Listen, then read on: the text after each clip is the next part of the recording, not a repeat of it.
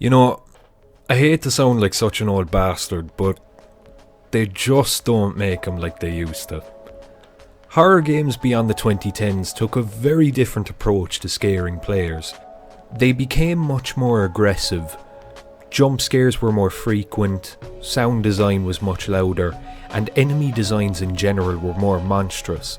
The enemies of games such as Silent Hill and Fatal Frame are a far cry to those seen in games like Amnesia and Outlast. People have debated what really kicked off this shift. What made developers look at horror games and think, yeah, I want players to be drop dead horrified of what I've created. None of that psychological shit. I want pure, unbridled terror. In my own opinion, I think I can answer that with the introductory sequence of one of my favourite sci-fi horror games. Twinkle, twinkle, little star, how I wonder what you are. Up above the world so high, like a diamond in the sky.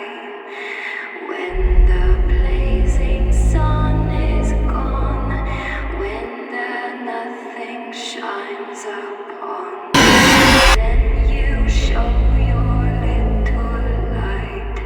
Twinkle, twinkle all the night.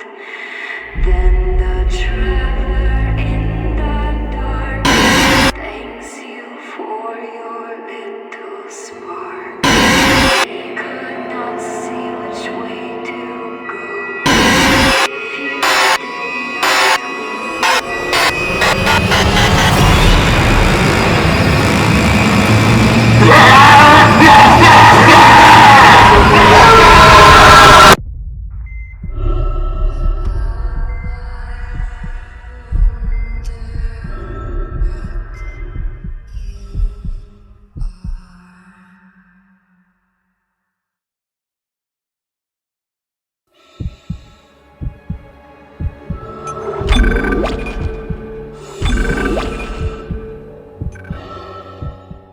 With the recent surprise announcement of a Dead Space remake, I wanted to revisit the original Dead Space and really analyse why it was so important to the evolution of modern horror games. The original prototype for Dead Space was created way back in 2006 with a dev kit for the original Xbox. Glenn Schofield, an industry veteran, helmed the project, having been massively inspired by what he saw playing through Resident Evil 4. I highly recommend checking out Ars Technica's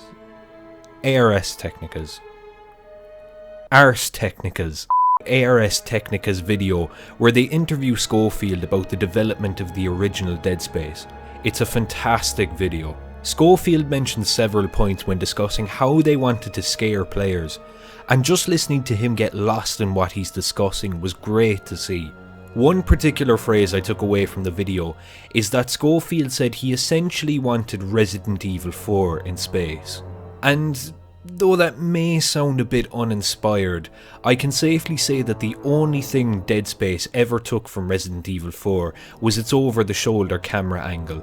What started off as a little project hot off the heels of Resident Evil 4 slowly became a masterclass in sci-fi horror. With publisher EA backing the project, Dead Space was released in 2008 to lukewarm sales, but gradually picked up steam, becoming one of the staples of 2008. Critics and gamers alike fell in love with its oppressive industrial atmosphere and ear-splitting and vicious sound design. It garnered a huge following that led to 2 sequels, a comic series, a spin-off game, and even an animated prequel to the events of the first game. Dead Space was a huge IP for EA, and as is the case with anything good EA have going, they absolutely ran it into the ground by making a shit sequel, Dead Space 3, and shutting down Visceral Games, the studio behind the series. Visceral Games have taken the horror community by storm, and their influence could be felt for years after. Why was this the case? Well, let's take a look at some of the key aspects that led to Dead Space becoming one of the most revered sci-fi horror games in recent memory.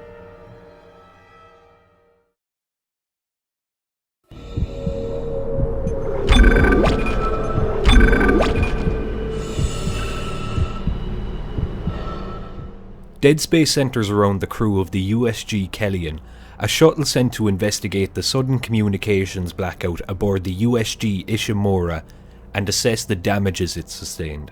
The Ishimura is a Planet Cracker class vessel, the pride of the Concordance Extraction Corporation, and held up as a testament to humanity's will to survive. Set during the year 2508, humanity is desperate for resources to keep themselves going, and the Ishimura is a vessel they cannot afford to lose. That's all well and good, but if this is such a valuable vessel, why the fuck did they send like 5 people to... Look, it doesn't matter. Getting back to the crew of the Kellyan, you play as Isaac Clarke, an engineer aboard the ship sent to assess the Ishimura's damages. The rest of the crew consists of Kendra Daniels, computer specialist, Zach Hammond, chief of security, accompanied by Chen and Johnston, cannon fodder, the pilot and the co-pilot of the Kellyan. Once they reach the USG Ishimura, they find the ship in absolute ruin, with debris and asteroids scattered all around it. Before they can even begin to speculate what's going on, their ship is suddenly battered by a piece of debris, and they crash directly into the Ishimura's landing bay. From here, it's simply a case of disembarking and discovering what's going on. The Ishimura's landing bay is a mess. Suitcases everywhere, some of which are spilled open. Clear signs of a struggle to escape, with benches and shelves toppled. The crew of the Ishimura were clearly in a hurry to escape. But why is that? Isaac proceeds to download a damage report from a terminal, and... you know what? Just watch.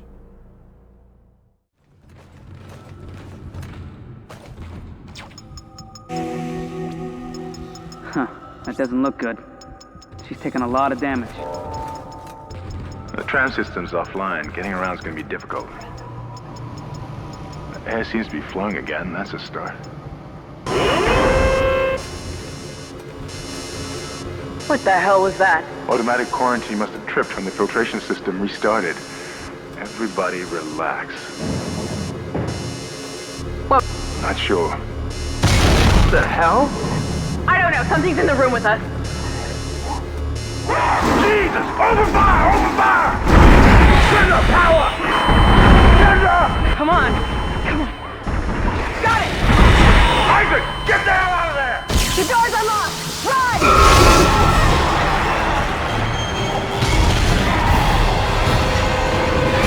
Run, Isaac! Get the hell out of there!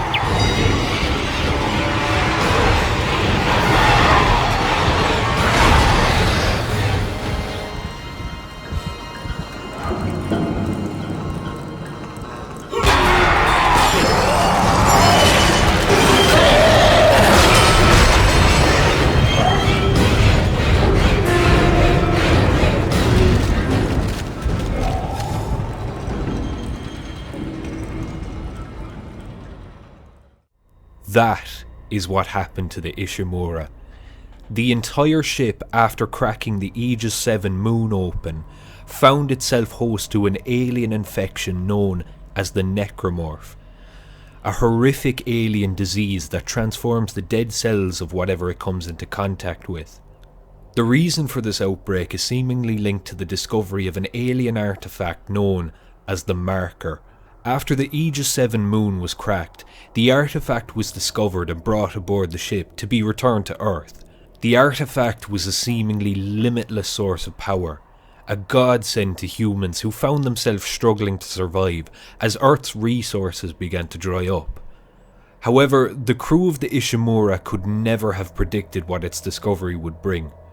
And from here, Isaac and the surviving crew members Kendra and Hammond must travel around the different sectors of the Ishimura to hopefully find a way out of this horror show of a ship. However, nothing is as easy as it seems, and the Necromorphs are almost always ready to attack Isaac and the others at every turn.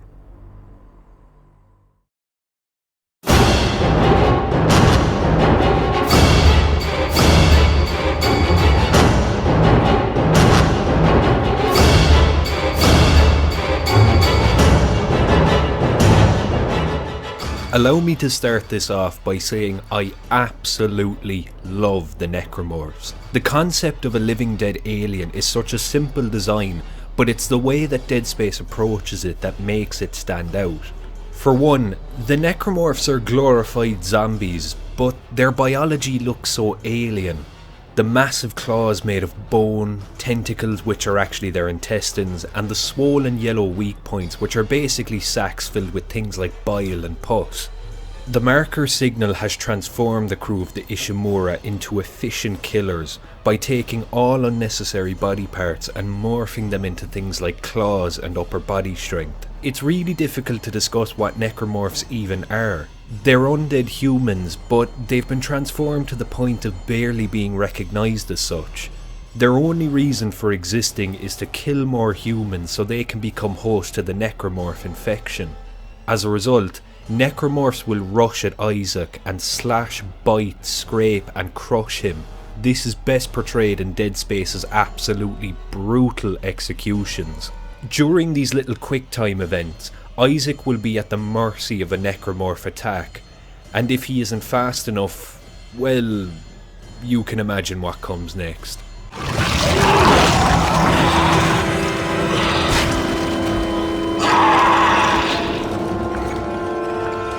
I personally found a lot of these deaths really violent, and it made me terrified of getting anywhere near a Necromorph, lest I be ripped to pieces in seconds. Necromorphs also have this innate ability to fit in tiny spaces such as ventilation systems, meaning that at any moment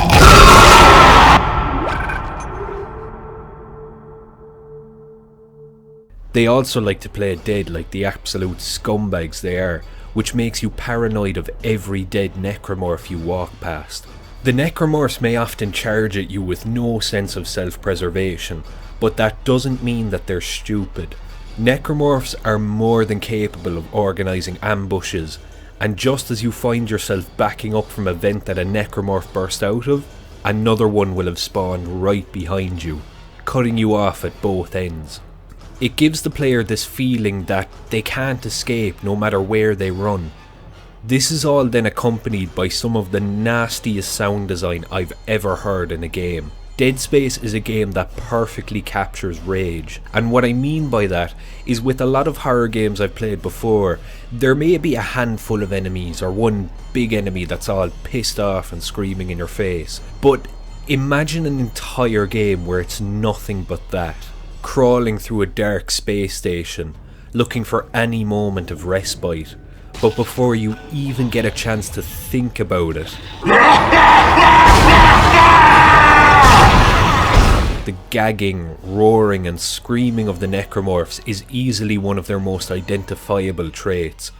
Dead Space is a game that weaponizes sound design. Every time I heard a Necromorph scream at me, it had a genuine effect on me. It would make me tense up and panic as I desperately blew off its limbs. Speaking of which, Necromorphs are also unique in that things like headshots or body shots have no effect on them. Instead, Isaac will need to slice off arms, legs, heads, tentacles, everything. If it's attached to them, then you detach it. It's all the more frightening when you have a group of enemies, and it makes it harder to target the limbs simultaneously. Not to mention that each Necromorph variant has different weak spots to target. But through and through, that opening blood scroll says it all. Cut off their limbs. The Necromorphs are what really make Dead Space for me. From their design, the sounds they make, and the strategic limb dismemberment needed to disable them, they're very formidable enemies, and easily rank up there with the best of them.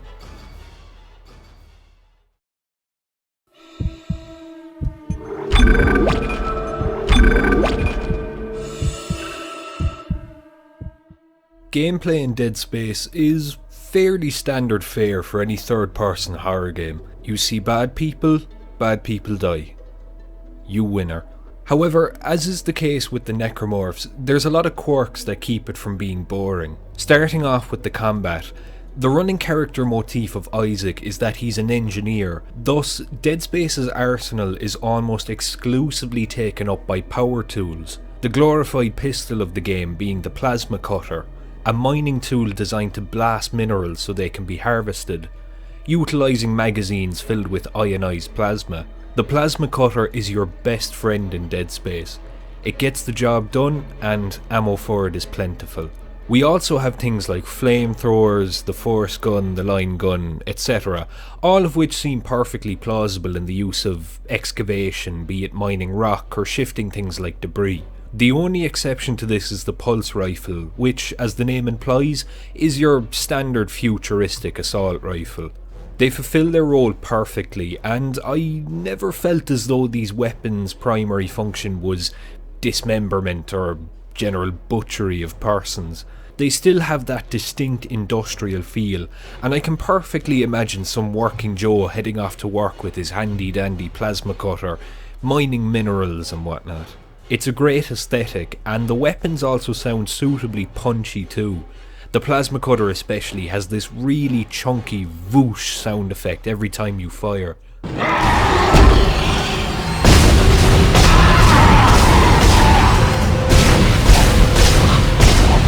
A lot of these weapons can be acquired by finding schematics around the different levels. Bringing these schematics to a nearby shop will allow Isaac to download the schematics into the shop's mainframe, wherein it'll be available for purchase. These weapons, along with ammo and other supplies, can be purchased with credits and a variety of different semiconductors that can fetch anywhere between 3,000 and 25,000 credits for Isaac. He can also purchase new suits and upgrade his weapons with power nodes, making them far more deadly. But these aren't the only tools at Isaac's disposal. His own limbs come into play during some combat scenarios, whether he stomps on a Necromorph or desperately swings his weapon at them.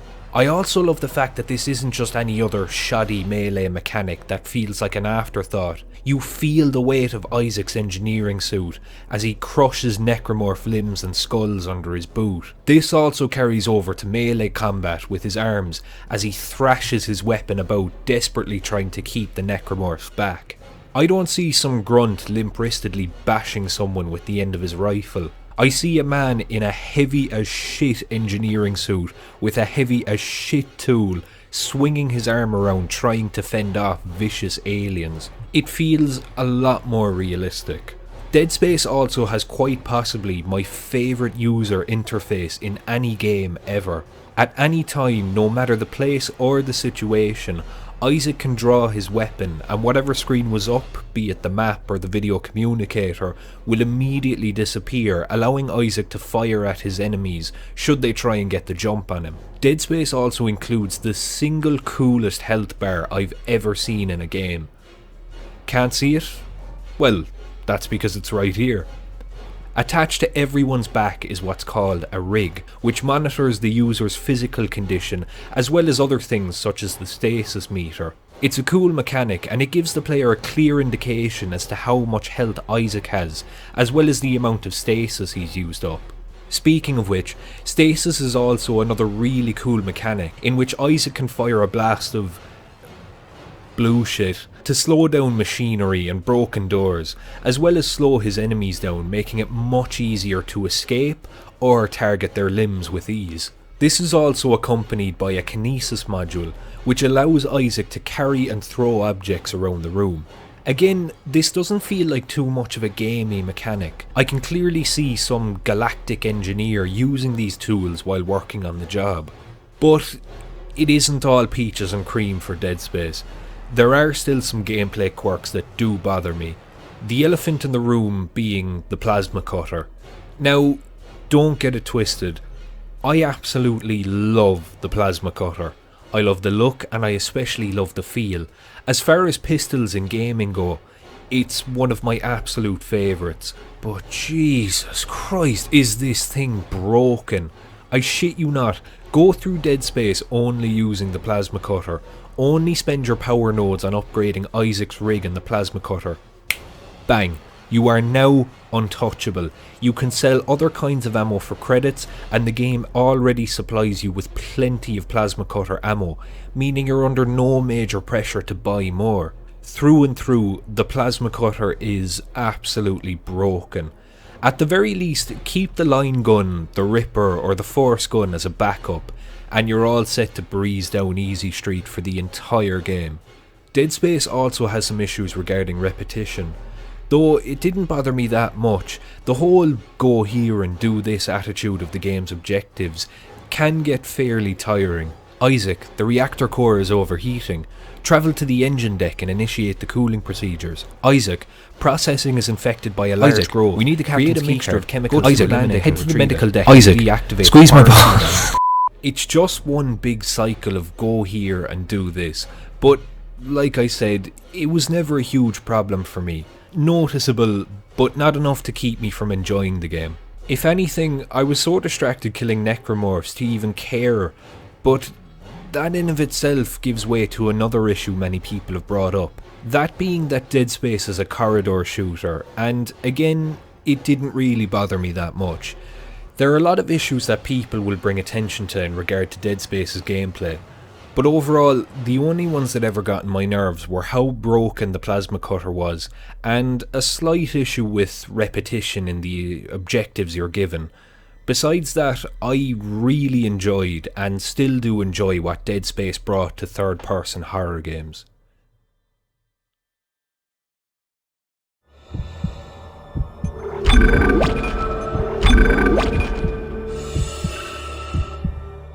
Dead Space's environment is one of those things that seems to divide people.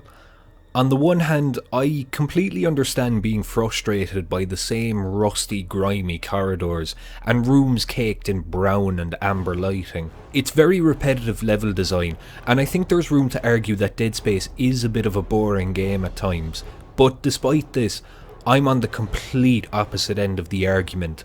I fucking love Dead Space's level design. People who dislike Dead Space's environments always seem to complain about how unrealistic it has to have all these samey metallic corridors, that the Ishimura doesn't seem like a fun place to be. Well, no shit. This isn't some space-worthy cruise liner. It's an industrial mining ship designed to crack open planets and harvest resources. The crew of the Ishimura didn't sign up for a good time. They signed up for a job, to go exploring bumfuck nowhere space and harvesting resources for the human race. As a result, I always felt that Dead Space's environment was perfect in that regard. A huge abandoned husk of a ship, a place where well over 1,000 people were working tirelessly on the communications deck, medical centre, engine room, etc. It feels like a massive industrial machine, and you're just a cog that got lost somewhere inside it. The environments also have very distinctive sounds too. In some areas, you can hear the whispers of dead crew members.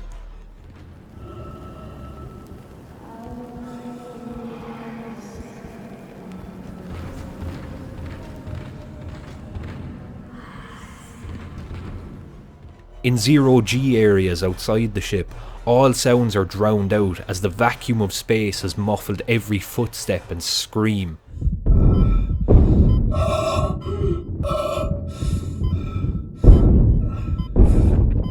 And the engine room is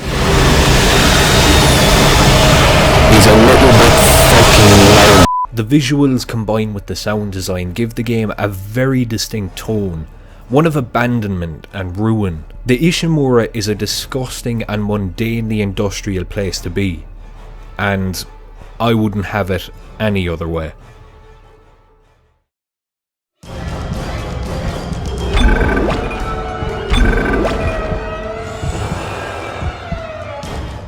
With the previous points in mind, I wanted to wrap everything up by discussing why Dead Space is an important game when discussing the direction horror games took around this point in time.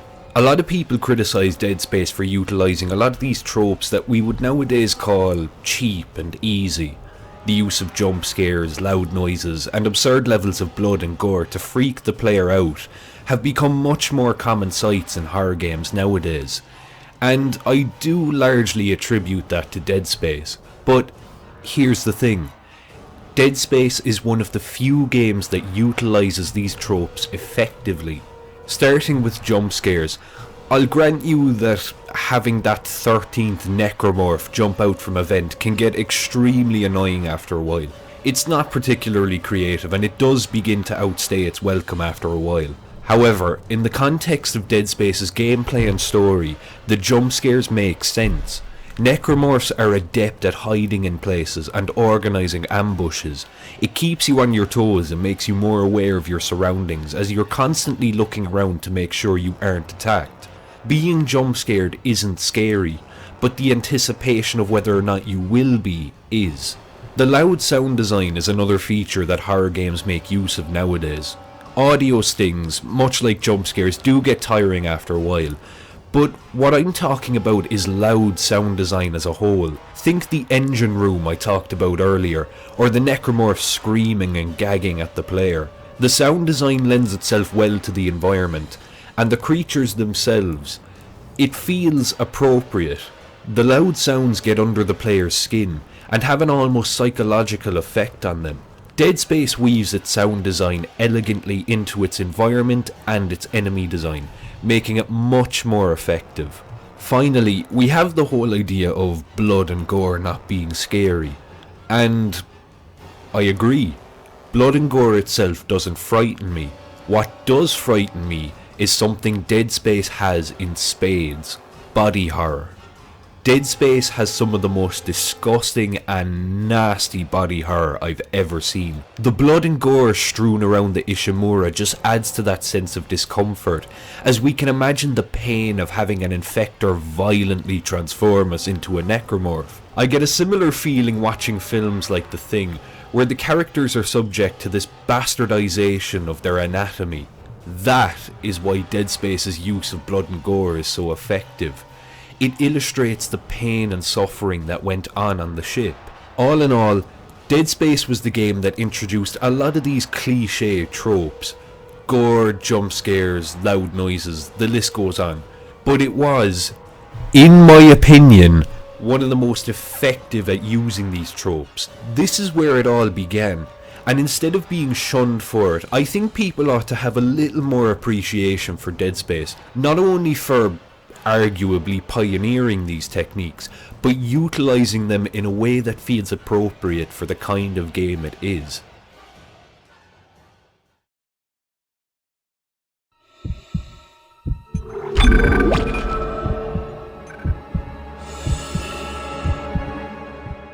Dead Space is a game that has a noteworthy position in gaming history, particularly that of horror games. Dead Space came out right at the tail end of the survival horror era, a fairly bleak period for horror games where they weren't seen as a very profitable idea, given the sheer amount of FPS and open world sandbox games that were making waves around this time. Dead Space showed AAA publishers like EA that horror was still a very lucrative market, with people always looking for a good scare. And while I'm on this topic, it's not to say that I don't like FPS games or open world games. A lot of the games that were coming around this period, I do still really enjoy them, but at the same time, I did very much appreciate the almost renaissance that happened for horror games once Dead Space came out, because even though it would take a little while to catch on, Dead Space really is the game that showed the value of AAA horror games, much like Resident Evil and Silent Hill would have been big names back in the day. Sadly, it can't be denied that Dead Space also ushered in a new age of horror games where jump scares and crazy amounts of violent imagery became the norm, because that's what scares players the most, at least according to a lot of these developers. Thankfully, we have seen a resurgence in more slow-paced and atmospheric horror, but that doesn't mean I look down on Dead Space. I admire the game for being more bold and really shaking the shit out of the player with the sheer intensity of it all. I'll admit, I never really expected a remake to be coming anytime soon, and didn't think Dead Space needed one, but nonetheless, I'm excited to see what EA Motive will do with the project. I'm sure we can expect something great, given EA Motive's track record. Dead Space is ultimately the quintessential modern horror game that completely revolutionised the genre. For better or for worse, I'm sure you all have varied opinions, but one thing is for certain. Dead Space 3 was an absolute wank stain of a game. I mean, imagine fucking up a franchise that bad. What the actual fuck?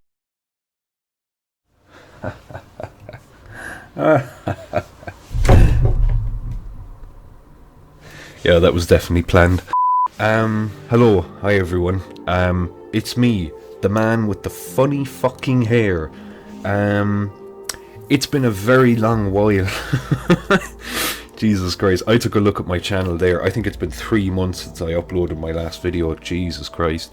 But either way, I'm glad to see you here. Recently now, with the part-time work that I have and college and everything that's been going on, it's been an absolute pain in the arse to try and get out another video. But one way or another, I finally managed to get this out the door. This was actually supposed to be the Halloween video because I really wanted to talk about Dead Space. I've been wanting to talk about Dead Space for so long at this point, and I'm glad that I finally got the chance. Now, it wasn't out in time for Halloween, but it is the 6th of November. So fuck off. I fucking tried. All in all, I just wanted to have this little person-on-person talk to just say thank you so much to anyone that's stuck around, checked out the videos, liked, subscribed, commented, whatever it might be. I always appreciate it. And this is just something I do for my own entertainment. I don't even give a shit like how many people are watching this. I just like the whole process of playing games, editing, talking about them. It's just something I have a real passion for. So I'm amazed that I've stuck with it this long, and with the grace of God, I'll stick with it for a few months more before I get bored. So yeah, at the moment now, college is in full swing, exams on the horizon, Christmas coming up, so it'll be a fairly busy time of the year. So no guarantees when it comes to videos, but at the very least I'll keep my options open and I'll try my best to get something out. All in all, thank you so much for checking out this video. I very much appreciate your viewership, and with the grace of God, I will see you back here very soon.